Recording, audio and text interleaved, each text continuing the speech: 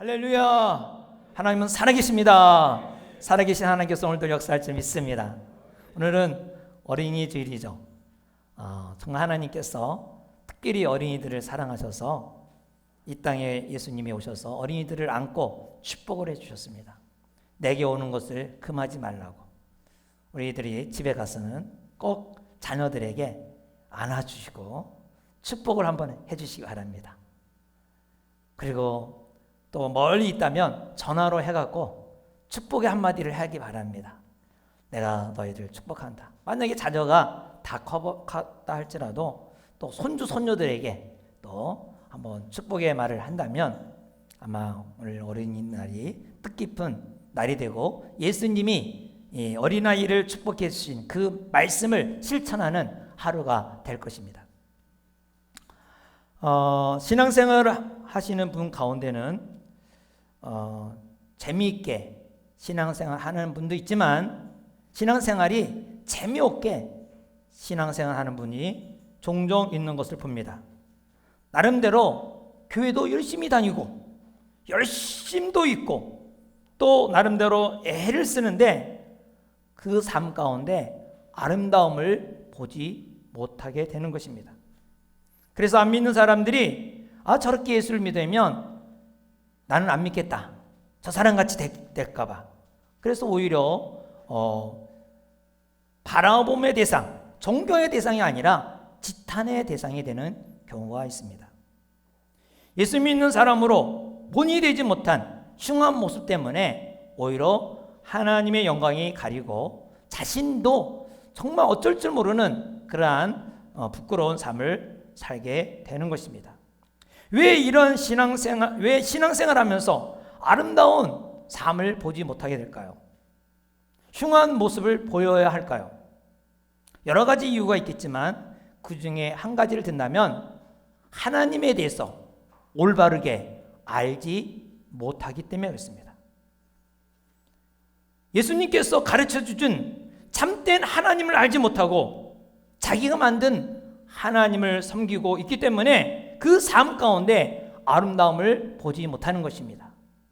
영생이란 하나님을 아는 것과 예수 그리스도를 아는 것이 영생이라고 했습니다. 그러므로 우리가 영생을 가졌다면 얼마나 아름답고 행복합니까?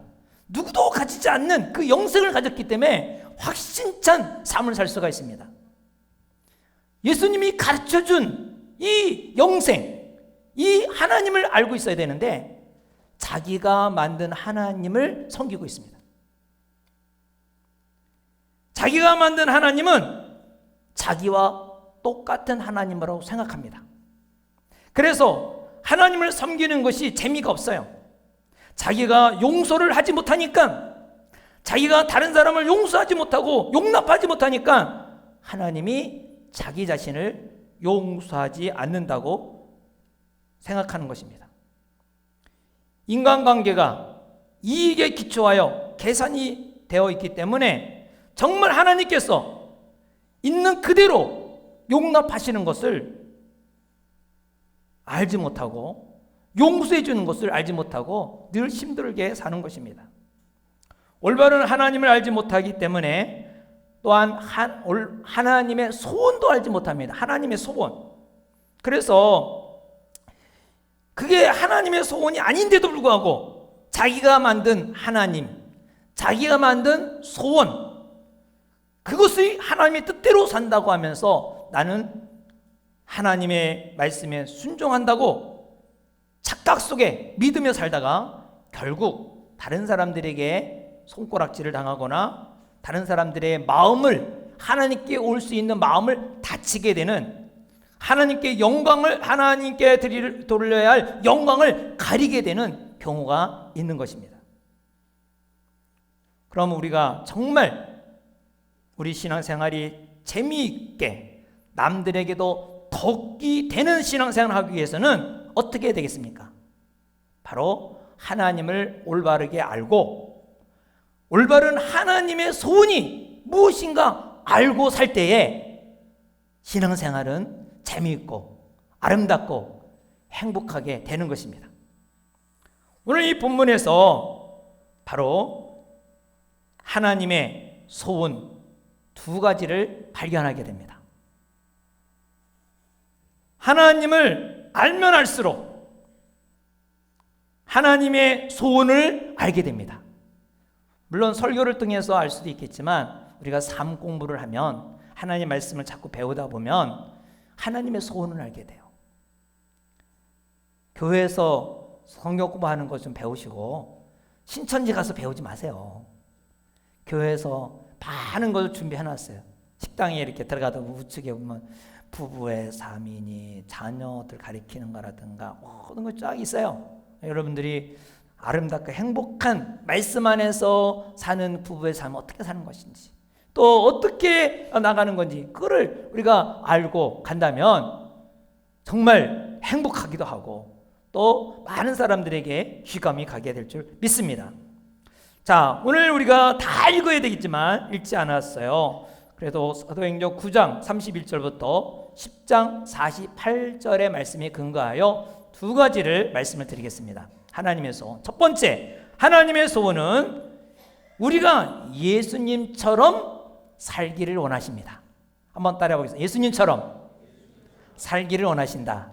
이것이 하나님의 소원입니다. 예수님처럼 살기 원하세요. 그리스도인이라는 말은 그리스도를 따르는 사람이잖아요. 그러니까 예수님처럼 사는 것이 바로 하나님의 소원입니다. 9장 32절에부터 보면 베드로가 두 가지 예수님이 하신 일을 그대로 한 것을 보게 됩니다. 32절에 보면 베드로가 사방을 두루 다니다가 루다에 사는 성도들에게 갔습니다. 거기에 엔냐라는 사람을 만났습니다.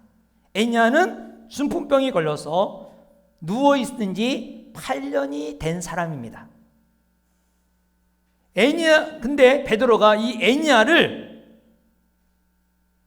그 자리에서 8년 동안 중풍병으로 누워있었는데 그 자리에서 일어나게 했습니다. 그리고 루다와 사론에 사는 사람들이 그걸 보고 다 하나님께 영광을 돌리는 거예요. 여러분 8년 동안 누워있는 사람이 벌떡 일어났을 때 걸을 때 얼마나 감격스럽겠어요. 할렐루야. 또 두 번째로 사건이 있는데 거기서 한 10마일 한 16km 정도 떨어진 그 이웃 동네에 요빠라는 곳에 다비다라는 사람이 있었습니다. 이 다비다는 너무 선한 일을 많이 하고 구제를 많이 하는 사람이었어요. 그런데 아마 심장마비로 죽었는지 심근경색으로 죽었는지 몰라도 병들어 죽게 됐어요. 근데 너무너무 그 사람이 죽은 거에 대해 안타까워서 과부들이 그냥 막 안타까워갖고 어떻게 하면 살렸으면 하는 그런 바람이 있었던 거예요. 근데 베드로를 청해서 베드로 보러 좀 살려달라 그런 거예요. 그랬더니 이 베드로가 가서 다비다를 살려줬어요. 살아났어요. 자, 이 사건은 베드로가 임의적으로 한 건가요? 그게 아니라 베드로 이 행적은 예수님이 하신 것을 그대로 재현한 겁니다. 따라한 거예요. 모방한 거예요. 왜? 예수님이 그렇게 하라 그랬으니까. 에냐라는 중풍병자는 베세다 있죠? 목가에서 38년 동안 누워있던 중풍병자를 고친 것을 그대로 재현한 것입니다. 요한복음 5장 8절에 보면 중풍병자에게 내 자리를 들고 걸어가라 했어요. 38년 동안 이게 아마 자기 자리를 이렇게 차지하고 거기에 있었겠죠. 물이 언제 팍 용손하면 탁 들어가려고 그 자리를 지키고 있었는데 이 자리를 들고 걸어가라 했어요. 사도행전 9장 34절에 보면 베드로는 그 자리를 정돈하라 했어요. 정돈하라. 엔냐는 침대에 누워 있었어요. 그래서 침대에 누워 있으니까 침대에 이렇게 친구만 정리하면 되잖아요. 그래서 자리를 정돈하라. 그 비슷해요. 일어나는 건 똑같으니까. 요바에서 도로마 사건도 예수님이 야이로의 딸을 고친 사건이 있어요. 마가복음 5장에 보면 그 야이로의 딸이 죽었다고 사람들이 다 곡하고 있을 때 다 곡한 사람을 이렇게 슬퍼하고 눈물 흘리는 사람들을 다 내보내고 또 부모와 제자 3명을 데리고 45절에 소녀야 일어나라 했더니 소녀가 깨어 일어났어요. 베드로도 도로가 집에 가서 곡하는 사람을 다 내보내고 그리고 다비다야 일어나라 했더니 도로가가 바로 일어났어요. 예수님과 베드로의 차이는 뭐냐? 예수님은 직접 명령하셨는데 베드로는 기도를 한 것입니다. 이것이 하나님의 뜻인지 하나님께서 나를 통하여 역사하시기를 원하시는지 확인하겠다는 그러한 의미로 기도한 것이죠. 베드로는 돌아다니면서 예수님이 하신 일을 다 모방했습니다. 그대로 행한 것입니다. 반복한 것입니다. 왜냐하면 예수님의 제자가 예수님이 하신 일을 그대로 하는 것이 바로 예수님의 소원이요 하나님의 소원이기 때문에 그렇습니다. 우리가 예수님이 행하신 일을 그대로 하는 것이 하나님의 소원입니다. 그래서 예수님께서 돌아가시기 전에 전날 밤 최후의 만찬에 제자들을 불러놓고 이렇게 얘기를 했습니다. 요한복음 14장 12절에 보면 내가 진실로 진실로 너희에게 이르노니, 이 진실이 2번이나 나오는 것은 아주 강조하고 부탁하는 말이에요. 아주 당부하는 말이에요. 아주 강조하는 말이에요. 아주 강조하는 말. 진실로 너희에게 이르노니 나를 믿는 자는, 예수님을 믿는 사람은 내가 하는 일을 그도 할 것이요 또한 그보다 큰 일도 하리니 이는 내가 아버지께 감이라. 예수님이 하신 일도 하고 예수님보다 더 큰 일을 할 수 있다라고 했어요. 누구에게? 믿는 자에게. 이게 예수님의 약속이에요. 나를 믿는 자는 내가 하는 일도 할 것이고 그보다 더 큰 일을 할 수 있다. 그러면 정말 이 예수님의 말씀이 증명을 해야 되잖아요. 이 말씀이 맞았을까요? 안 맞았을까요? 맞았어요? 안 맞았어요? 맞았죠. 왜냐하면 예수님은 3년 동안 전도를 하고 돌아가시고 하늘로 승천하실 때 몇 명의 제자가 남았어요? 120명이 오순절에 제자 남았었잖아요. 3년 기간 동안에 120명을 만드신 거죠. 그런데 베드로는 한 번 설교를 딱 외쳤는데 몇 명? 3,000명이 예수님 믿고 세례를 받았어요. 제자가 됐다니까요. 그러니까 예수님보다 더 큰 일을 한 것이죠. 할렐루야. 뿐만 아니라 이 예수님은 지상에서 이 땅에 내려오셔서 팔레스타인 지역 가나안 땅을 벗어나지 않았어요. 근데 바울은 세계 방방곡곡에 다 다니면서 세계 복음을 전파했어요. 빌리 그레함 목사님은 사도들보다 더 100배, 1000배나 더 많은, 우리나라 와서 100만 명을 모아놓고 빌리 그레함 집회도 했잖아요. 전도 집회. 그래서 예수님 영접한 사람들이 그 당시 얼마나 많이 나왔는지 몰라요. 그러니까는 예수님을 믿는 사람은 예수님이 하신 일도 할 뿐만 아니라 예수님이 하신 것보다 더 큰 일을 할 수 있다. 이게 예수님의 약속이고 하나님의 소원이라는 것입니다. 이것이 바로 우리에게 향하신 하나님의 소원입니다. 그래서 우리가 하나님의 소원을 알고 하나님을 기쁘게 해드리기 위해서는 나를 통해서, 믿는 사람 통해서, 나를 통해서, 또 우리 믿음의 교회를 통해서 예수님이 하신 일이 나타날 것이라는 것을 기대하시고 살아가기를 주의 이름으로 축원합니다. 이것이 우리에게 향하신 하나님의 뜻이라는 것입니다. 소원이라는 거예요. 신약 성경이 2000년 전에 있었다는 것으로 끝난다면 우리가 신앙생활에는 큰 의미가 없습니다. 2000년 전에 기록된 말씀, 지금 이 시대에 우리에게 반복될 수 있고 같은 역사가 일어날 수 있다는 것을 알기에 이 성경의 말씀이 귀한 것입니다. 살아있는 말씀, 이게 바로 하나님의 말씀이죠. 근데 어떤 사람은 기적의 시대는 사도 시대와 함께 끝났다 이렇게 말합니다. 신약이 완성되었기 때문에 더 이상 신약의 기적은 하나님께서 다 걷어가셨다 라고 합니다. 그러나 성경을 아무리 찾아봐도 끝났다는 말이 없어요. 끝났다는 말이 없어요. 우리 삶 가운데 기적이 체험되지 않는 것은 하나님께서 기적을 거둬가시거나 기적의 시대가 끝난 것이 아니라 우리가 믿지 아니하거나 기대하지 아니하기 때문에 그렇습니다. 하나님의 능력은 자동적으로 역사하는 것이 아닙니다. 믿음을 있는 곳에, 기대하는 곳에 역사가 일어납니다. 그래서 예수님이 하신 일이 우리 가운데 반복될 수 있다는 것을 믿으시고 기대하시고 기도하고 또 기도하며 나가기를 주의 이름으로 부탁을 드립니다. 그렇다고 아픈 사람마다 다 손을 얹으면 다 낫고, 장례식에서 애고 나가는 그 관마다 다 손을 얹으면 다 일어날까요? 그렇진 않죠.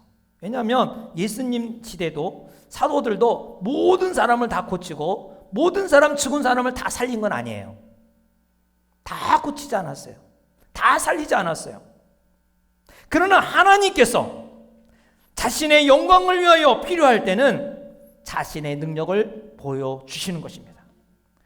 하나님은 능력이 하나님이시고 사랑이 하나님이시고 자비의 하나님이시기 때문에 자신의 사랑을 나타내기 위해서 믿는 자에게, 기대하는 자에게 나타나는 것입니다. 그래서 우리 삶 가운데 하나님께서 자신의 영광을 위하여 예수님이 하셨던 똑같은 일을 할 것을 기대하며 또 믿기를 주의 이름으로 부탁을 드립니다. 하나님께서 우리를 통하여 자신의 영광을 나타내기를 원하시는데 우리는 기대하지 않는 거야. 믿지도 않는 거야. 그러니 나타나지 않으니 얼마나 가슴이 아프겠어요. 그래서 우리는 기적을 위해서 하나님의 소원이 이루어지도록 기도하기를 바랍니다. 그동안 하나님께서 역사하셔서 우리 교회에도 뭐 크고 작은 치유의 역사가 많이 있었죠. 특별히 몇 달을 못 사는 분이, 그 암 걸린 분이 10년을 더 살다가 하늘나라 가신 분도 있고, 또 어떤 분은 아직도 살아계신 분이 있어요. 그러나 아직도 많은 분이 질병이 완전히 낫지 않는 분도 있습니다. 그래서 저는 완전한 치유의 역사가 일어나도록, 기적이 일어나도록 늘 이 새벽에 나와서 기도를 합니다. 특별히 우리 윤혜선 지사님의 부군이신 강종화 성도님이 암으로 인해서 사실 처음으로 교회를 나오셨어요. 이 코로나 때문에 또 못 나오고 있지만은 저는 이 강종화 성도님께서 이 암세포가 싹 사라지도록 하여 주시옵소서 기도하고 있습니다.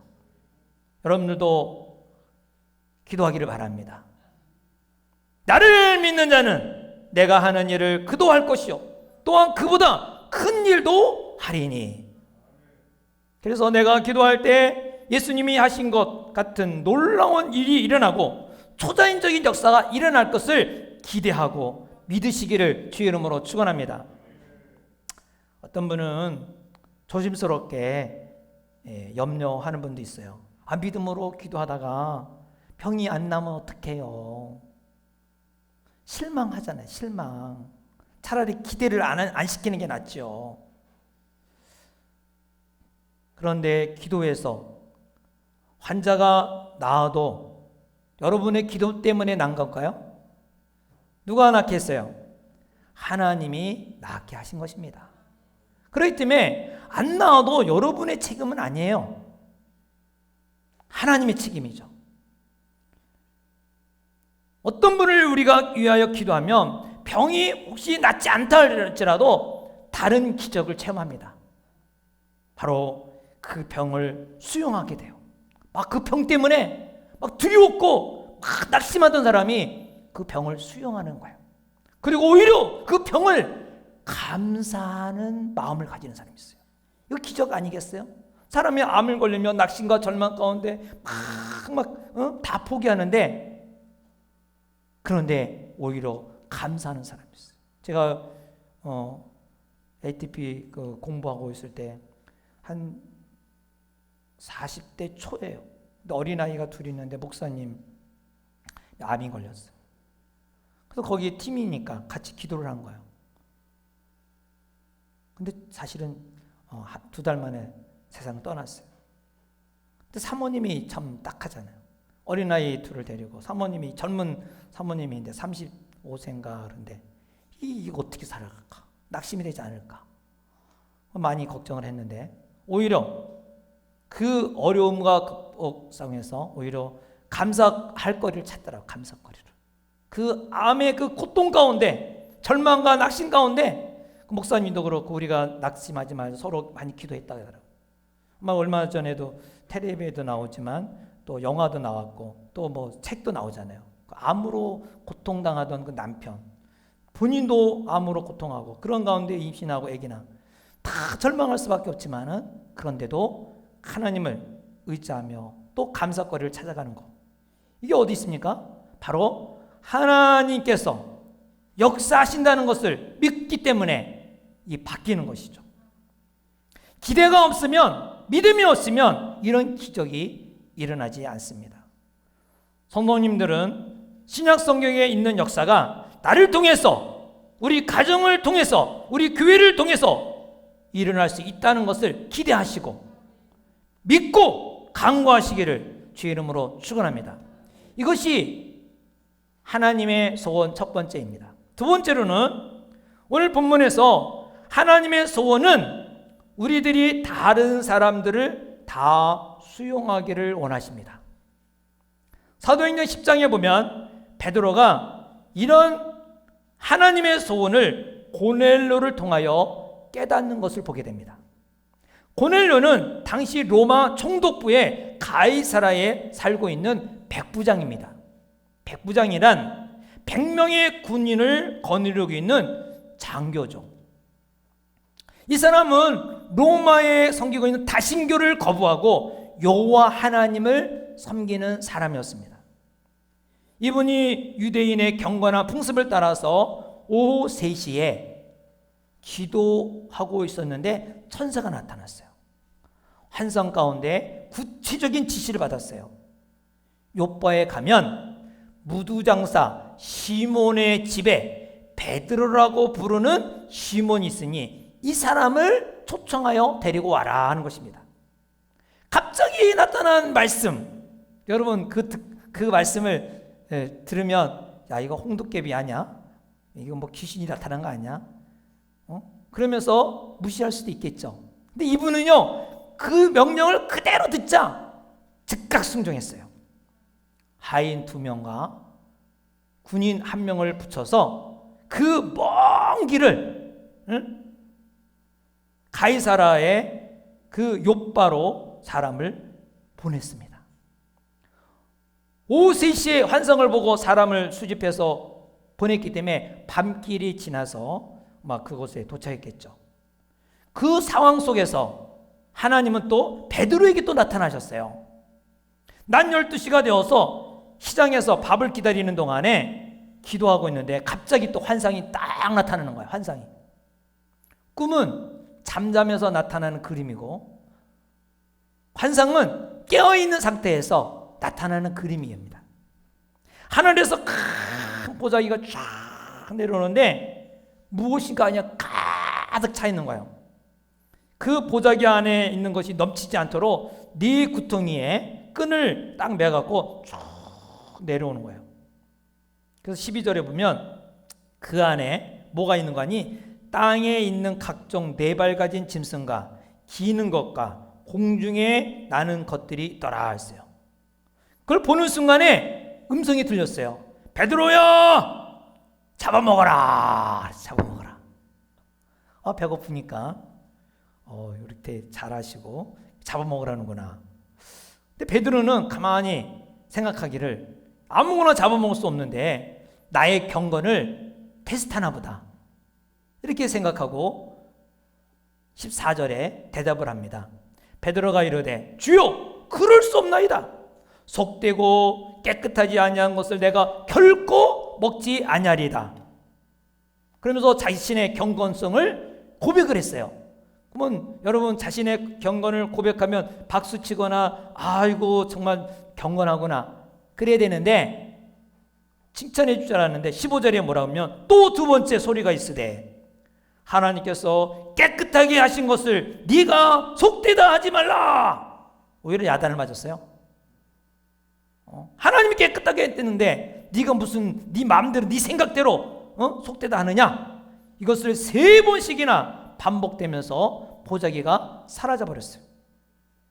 이게 도대체 뭐냐? 이 꿈도 아니에요? 생시에 생시에 이게 눈을 뜬 가운데에서 일어났던 일이에요. 그때 고넬료가 보낸 사람이 문을 막 두들긴 거야. 베드로 계십니까? 바깥에 소리가 들썩들썩해서 그래서 내가 베드로요. 왜 불러요? 그랬더니 22절에 말하는 거죠. 그들이 대답하되 백부장 고넬료는 의인이요 하나님을 경외하는 사람이라 유대 온 족속이 칭찬하더니 그가 거룩한 천사의 지시를 받아 당신을 그 집에서 청하여 말을 드리려 하느니라. 다시 말하면 초청합니다. 초청하러 당신 초청하러 내가 왔습니다 하는 거예요. 그 순간 베드로가 깨달은 거예요. 내가 본 보자기는 음식에 관한 얘기가 아니라 사람에 관한 것이구나. 사람에 관한 것이다. 무슨 말인가 하니 유대인들은요 이방 사람과 교제도 하고 장사는 하지만 그 이방인의 집에는 들어가지 않습니다. 왜냐하면 이방인의 집에 들어가서 자기가 부정하게 될 수도 있기 때문에 염려가 돼서 안 가는 거예요. 유대인들은 음식을 가려서 먹거든요. 예를 들면 돼지고기를 안 먹어요. 삼겹살을 안 먹어요. 그리고 고기에 피가 있으면 안 먹어요. 만약에 이방인의 집에 들어갔을 때 귀한 손님이 왔다고 우리 같이 불고기를 쫙 구워서 딱 대접한다. 아주 귀한 손님이니까 이거 얼마나 곤란해요. 그리고 피가 있는 것을 갖다가 막 볶아갖고 그리고 딱 대접한다. 우상에게 바친 고기를 갖다가 바친다. 대접한다. 그럴 수도 있잖아요.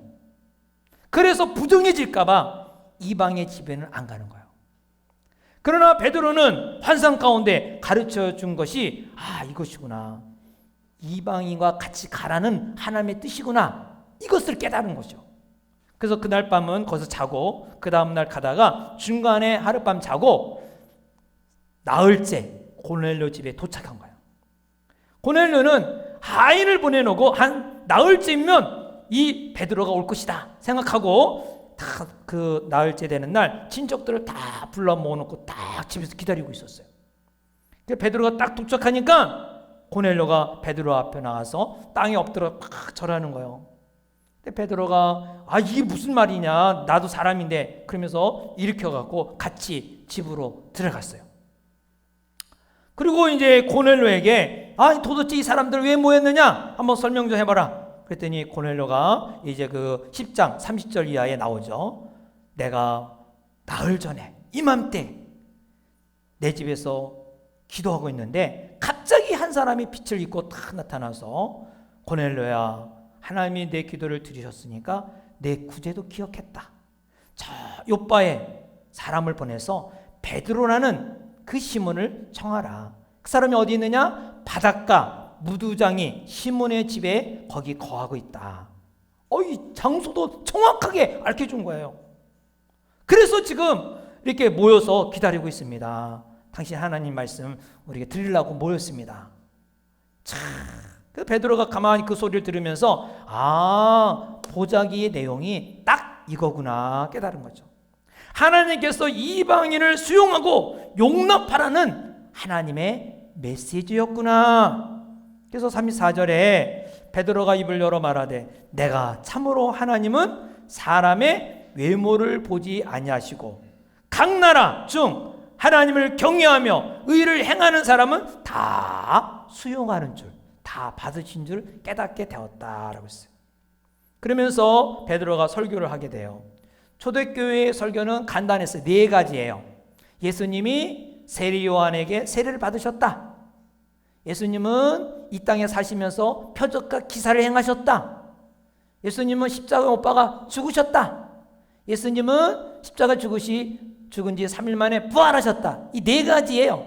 다 메시지 내용이. 이 메시지를 딱 전하고 나서 결론적으로 43절에 모든 선지자도 증언하되 그를 믿는 사람들이, 예수를 믿는 사람이 다 그의 이름으로 예수 이름으로 힘입어 죄사함을 받았다. 이렇게 결론을 맺었습니다. 그랬더니 이 설교를 듣는 그 모든 고넬료 그 친척들 사람들이 어떤 일이 44절에 성령을 받게 됩니다. 성령을. 그래서 거기에 방언이 일어나고 하나님을 찬양하는 역사가 일어났다는 내용입니다. 사도행전에 보면 성령이 임하는 장면이 여러 가지로 나타납니다. 첫 번째 나타난 것은 오순절날, 그러니까 열흘 동안 기다리다가 성령이 임했습니다. 베드로 설교는 3,000명이 회개하고 세례를 받은 다음에 성령이 임했습니다. 사마리아 사람은 빌립의 설교를 듣고 회개하고 세례받고 한참 있다가 예루살렘에서 베드로와 요한이 파송받아 와갖고 안수하고 나서 성령이 임했습니다. 고넬료와 거기에 모인 친척들은 하나님 말씀을 듣는 가운데 성령이 임했습니다. 성령은 인격체이시기 때문에 어떠한 또 공식이 있는 게 아니에요. 그때그때마다 역사하십니다. 오늘도 이 자리에 성령을 사모한다면 성령이 임하실 것입니다. 45절에 보면 베드로와 함께 온 할례 받은 신자들이 이방인들에게도 성령 부어주심으로 말미암아 놀랐다 했어요. 자, 이방인들에게 복음은 들려주지만 자기들과 똑같은 성령을 받는다는 것은 상상하지도 못했어요. 어떻게 우리가 똑같은 성령이 말까? 아주 깜짝 놀랐어요. 그런데 이것이 바로 우리에게 행하신 하나님의 소원이라는 것입니다. 하나님께서는 우리와 다른 사람을 다 수용하기를 원하십니다. 그래서 그런 사람들과 하나 되기를 원하십니다. 하나님의 소원을 베드로가 조금씩 깨닫게 된 것입니다. 경건한 베드로가 예루살렘을 놔두고 루다에 거한 곳, 루다, 거기는 이방인들이 많이 사는 곳입니다. 그 도시에 있었고 또 요빠에 가서 도로가를 살린 것, 거기에 무두장이 시몬의 집에 오랫동안 머무른 것을 봅니다. 한 단계 여러분, 무두장이는 가죽을 만지는 사람이 집이잖아요. 그렇기 때문에 가죽을 만지는 사람이라 죽은 짐승을 만져야 하기 때문에 유대 사람으로서는 꺼리는 직업이에요.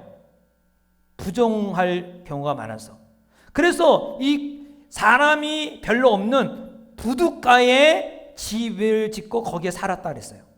베드로가 사람이 별로 없는 그 부둣가에 시몬의 집에 머물렀다는 것, 바로 하나님의 소원을 조금씩 깨닫다는 것이죠. 특별히 고넬료가 사람을 보내서 그 사람을 따라가서 그 집에 거한다는 것, 더 아주 하나님의 뜻을 알게 된 것이죠.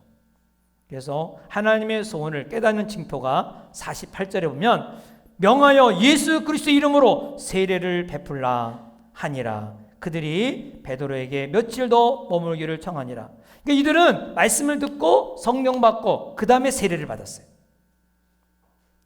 그 이제 다음 장 11장에 보면 머물렀다는 것이 나오죠. 드디어 베드로는 오랫동안 하나님께서는 우리와 다른 사람을 수용하고 계시는가를 깨달았다는 것입니다. 여기서 우리가 하나님의 자녀가 되고 하나님의 소원을 안다면 우리가 쌓아놓은 담을 허물어야 하는 것입니다. 우리가 예수님을 알기 전에 우리는 우리 주위에 많은 담을 쌓고 있습니다. 어떤 분은 자신 외에는 누구도 허락하지 않는 사람이 있어요. 누구에게도 마음을 열지 않아요. 심지어 자기 가족도 허용하지 않아요. 자녀와 사귐도 없고 배우자와도 깊이 사귐이 없어요. 자기 나름대로 성을 쌓고 딱 혼자 살아가는 거예요. 아예 통하지가 않은 거예요. 자기만 딱 아집이 있어서. 조금 포용하고 있다면 자기 가족까지는 포용하는데 가족의 담을 높이 쌓고 아무도 가족 외에는 가정에 침범하지 못하도록 한 사람도 가정에 초대도 안 하는 거예요. 한 번도 가정에 초대하지 않아요. 가정의 담을 높이 쌓아놓는 것이죠. 조금 더 수용하는 사람, 가까운 사람 몇 사람만 포함해서 딱 성을 쌓아놓고 그 외에는 어느 사람도 그 안에 들어오지 못하게 합니다. 그러나 우리가 예수님을 영접하고 하나님의 자녀가 되었으면 이런 담은 다 무너뜨려야 됩니다. 가난한 사람, 부자와 가로막는 빈부의 벽을 무너뜨려야 됩니다. 배운 사람, 배우지 않는 사람, 교육의 벽을 무너뜨려야 합니다. 북한 사람, 영남 사람, 연변 사람, 호남 사람, 지방세계의 벽을 무너뜨려야 됩니다. 흑인, 백인, 외국인, 내국인, 인종의 벽을 무너뜨려야 됩니다. 왜냐하면 이것이 하나님의 소원이기 때문에 그렇습니다. 갈라디아서 3장 26절과 28절에 이렇게 말씀하십니다. 너희가 다 믿음으로 말미암아 그리스도 예수 안에서 하나님의 아들이 되었으니 너희는 유대인이나 헬라인이나 종이나 자유인이나 남자나 여자나 다 그리스도 예수 안에서 하나니라. 벽을 쌓으면 안 된다는 것이죠. 우리가 정말 하나님의 자녀가 되었고 하나님의 소원을 알고 하나님을 기쁘시게 하기 위해서는 우리 마음속에 있는 벽을 다 허물어뜨려야 되는 것입니다. 여러분, 나의 마음속에 이런 벽이 있는지 없는지 한번 살펴보시기 바랍니다. 어떤 지방 출신 사람하고는 절대로 손을 잡고 일하지 않는다든가, 그 사람, 그 지방 사람과는 결혼하지 않겠다는 그런 생각은 없었는지요? 이것은 곧 마음의 벽이 있다는 것입니다. 이 마음의 벽을 무너뜨려야 됩니다. 사회단체에 가입하여 로타리 클럽 무슨 단체에 활동하는 일 참 좋은 일입니다. 그러나 그것이 자신의 위생을 남보다 내세우기 위한 것이고 특권의식을 가진다면 그 벽도 무너뜨려야 하는 것입니다. 어떤 사람은 잘 알지도 못하면서 조그만 아파트에서 좋은 차를 타고 다닌다고, 몰고 다닌다고 경멸하는 마음을 가지고 있다든지, 어떤 사람이 사업에 성공하여 돈이 있다고 그 사람과 거리감을 둔다든지 하는 것은 마음의 벽이 있다는 것입니다. 이것도 역시 무너뜨려야 하는 것입니다. 어떤 사람을 개인적으로 알기 전에 그 사람이 어떤 분류에 속한 사람이고 어떤 종류의 사람이고 어떤 그룹의 사람이라는 것을 마음속으로 반감을 갖거나 거부감이 생긴다면 그것도 역시 마음의 벽이 있는 것입니다. 그 마음의 벽을 무너뜨려야 되는 것입니다. 왜냐하면 하나님께서는 우리와 다른 사람을 수용하고 이런 것을 무너뜨리고 이분들과 하나 되는 것이 하나님의 소원입니다. 우리는 우리 교회 안에서만이 아니고 우리 눈을 교회 밖으로도 봐야 하는 것입니다. 왜 우리가 전도를 하고 선교를 해야 합니까? 바로 그것이 하나님의 소원이기 때문에 그렇습니다. 하나님께서는 모든 사람을 수용하기를 원하시고 모든 사람이 하나 되기를 원하시고 어떤 민족이든지 어떤 종족이든지 어떤 백성이든지 하나님의 반열에 서는 것이 소외되지 않기를 원하십니다. 이것이 하나님의 소원이기 때문에 선교를 하는 것이고 전도를 하는 것입니다. 선교사님들이 종종 와서 선교 보고를 하는 것을 보면 선교사들마다 얼굴이 얼마나 잘생긴지 몰라요. 다 잘생겼어요. 공부도 많이 하셨어요. 능력도 참 많으세요. 어떤 사람은 의사로서, 어떤 사람은 교사로서. 근데 알지도 못하는 땅에 가서 왜 그렇게 생 고생을 할까? 그것은 하나님의 소원을 뼈저리게 느낀 사람이기 때문에 그곳에 가서 선교할 수 있는 가능성이 있는 것입니다. 어떤 백성도 어떤 부족도 소외되는 것을 원치 아니하시는 하나님의 소원을 뼈저리게 느끼고 있기 때문에 그는 그곳에 가서 생고생을 하고 있는 것입니다. 이 소원 때문에 우리가 전도도 하고 이 소원 때문에 우리가 선교를 하는 것입니다. 우리는 하나님의 소원을 알아야 합니다. 그래야 안 믿는 사람과 차이점이 있는 것을 보여줍니다. 성도들은 하나님의 소원이 두 가지, 바로 예수님께서 하셨던 그 일을 반복해서 우리가 할 수 있다고 믿으시고 더 큰 일을 할 수 있다고 믿으시기를 주의 이름으로 축원합니다. 그리고 하나님께서는 우리가 다른 사람을 수용하여 하나 되는 것이 그분의 소원임을 믿으시기 바랍니다. 적을 두고 마음의 벽을 두고 경멸하거나 또 외면하지 않기를 바랍니다. 그건 하나님의 소원이 아닙니다. 하나님의 소원 다 수용하셔서 저 사람은 정말 만나면 편안함이 있다. 저 사람은 정말 뭔가 다르다.